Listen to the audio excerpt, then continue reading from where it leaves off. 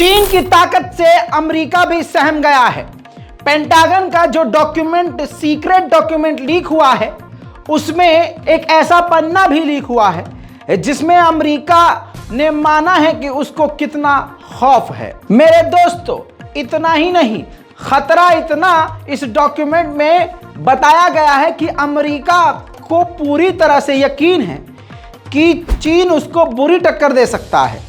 दोस्तों, असल में डॉक्यूमेंट में लीक हुआ है कि चाइना ने जनवरी के महीने में, जनवरी और फरवरी के बीच के महीने में, इसी 2023 की शुरुआत में, इस साल की शुरुआत में DF-27 नाम की एक मिसाइल का चोरी चुपके से परीक्षण किया। और जो बात मैं आपको बता रहा हूं उसका अंग्रेजी सोर्स आपके सामने लगा रहा हूं। DF-27 को चुपके से टेस्ट किया। ये चीन की हाइपरसोनिक मिसाइल का सीक्रेट टेस्ट था। अमेरिका के डिफेंस सिस्टम को 1 सेकंड के अंदर ये चीन की नई ताकत DF-27 तबाह कर सकती है। इसकी जानकारी कुछ इस तरह से आपको बताऊंगा कि फरवरी में ये लॉन्च हुआ था। साथ ही इसकी जो स्पीड है 6500 किलोमीटर प्रति घंटा, 12 मिनट में ही 2000 किलोमीटर का सफर तय कर सकती है। इसकी रेंज 14000 किलोमीटर है। 25 फरवरी को यह लॉन्च किया गया था। यह मिसाइल 12 मिनट में 2000 किलोमीटर से ज्यादा जा सकती है। और DF-27 को इस तरह से डिजाइन किया गया है कि यह हाइपरसोनिक गाइडेड व्हीकल के साथ लॉन्च की जा सकती है। अपने साथ ये दूसरे हथियारों को भी ले जा सकती है। साथ ही DF-27 का एक खास पॉइंट यह है कि ये एक साथ कई जगह हमला कर सकती है। DF-27 से अमेरिका ने खुद सीक्रेट डॉक्यूमेंट में मांगा है कि इसकी सिक्योरिटी पूरी तरह से उसके आगे ठप है। खुद अमेरिका के एडवांस डिफेंस सिस्टम, जो बड़े हथियारों को, बड़े रॉकेटों को रोकने में महाशक्तिशाली हैं, वो डिफेंस सिस्टम तक 2 मिनट के अंदर चीन का यह DF-27 मिसाइल उसको बर्बाद कर सकता है। तो सोचिए दोस्तों, खुद अमेरिका ने मान लिया है, सीक्रेट डॉक्यूमेंट से ये लीक हुई है बात, कि चाइना से किस तरह से अमेरिका थर थर कांप रहा है और सिर्फ एक मिसाइल से ही अमेरिका टेंशन में है। वहीं आपको कल मैंने दिखाया था कि चाइना ने जबरदस्त ड्रिल करी है। इस ड्रिल के खत्म होने के बाद चाइना ने क्लियर कट ये धमकी दी है कि इसको धमकी भर मत लेना, हम पूरी तरह से जंग के लिए तैयार हैं। अब इसी खबर से देखिए, ताइवान के फॉरेन मिनिस्टर ने भी ऐलान कर दिया कि चीन कभी भी हम पर हमला करके जंग की शुरुआत कर सकता है। उधर चाइना का मूड पूरी तरह से फिरा हुआ है। शी जिनपिंग ने अपनी आर्मी से कहा है कि एक्चुअल जंग की, एक्चुअल कॉम्बैट की तैयारी करो, ड्रिल व्रिल छोड़ो, अब सीधा जंग की, एक्चुअल, जैसे जंग के दौरान एक्ट किया जाता है, जैसे असली जंग होती है वैसी तैयारी करो। उधर ब्राजील के प्रेसिडेंट लूला जल्द जो है चीन पहुंच जाएंगे और चीन से कई मुद्दों पर बात करने वाले हैं। इस वक्त एक सिंपल सी बात आपको बता दूं, जिन देशों के रिश्ते अमेरिका से ठीक नहीं हैं, वो देश अपने आप चीन के साथ अपने रिश्ते ठीक कर रहे हैं।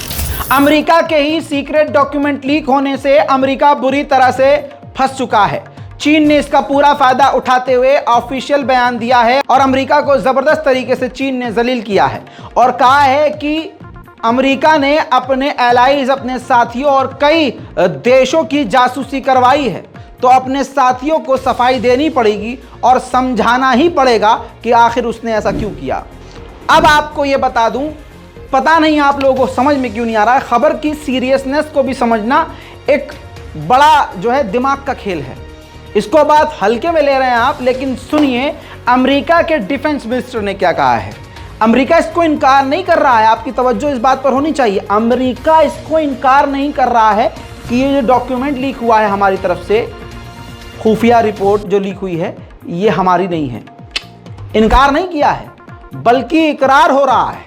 और अमेरिका के डिफेंस मिनिस्टर ने जो कहा है इस रिपोर्ट में है, अमेरिका के डिफेंस मिनिस्टर ने कहा है कि ये जो डॉक्यूमेंट लीक हुआ है, ये एक बड़ा सिक्योरिटी थ्रेट है, हमारे लिए खतरा है, ये टेंशन की बात है। और ये जो डॉक्यूमेंट लीक हुआ है, इसकी खबर मीडिया में नहीं है, यानी इतने खतरनाक जानकारियां लीक हुई हैं। अब आपको पाकिस्तान ले चलूं तो पाकिस्तान के अंदर स्वीडन ने अपनी एम्बेसी को बंद करने का ऐलान कर दिया है और लगभग बंद कर दी है। स्वीडन ने यह बताया है कि सिक्योरिटी को देखते हुए खतरा है हमारी सिक्योरिटी को, हमारे लोगों को, इस वजह से हम अपनी एम्बेसी को पाकिस्तान में बंद कर रहे हैं। सोचने वाली बात यह है कि स्वीडन ने यह नहीं बताया कि वो कब दोबारा से पाकिस्तान में एम्बेसी को रीओपन करेगा। उधर अमेरिका की न्यूयॉर्क पुलिस ने अपने टास्क फोर्स में, अपनी मिलिट्री में, अपनी पुलिसिया झुंड में डॉग रोबोट यानी कुत्ते जैसा दिखने वाला एक रोबोट शामिल कर लिया है। देखिए,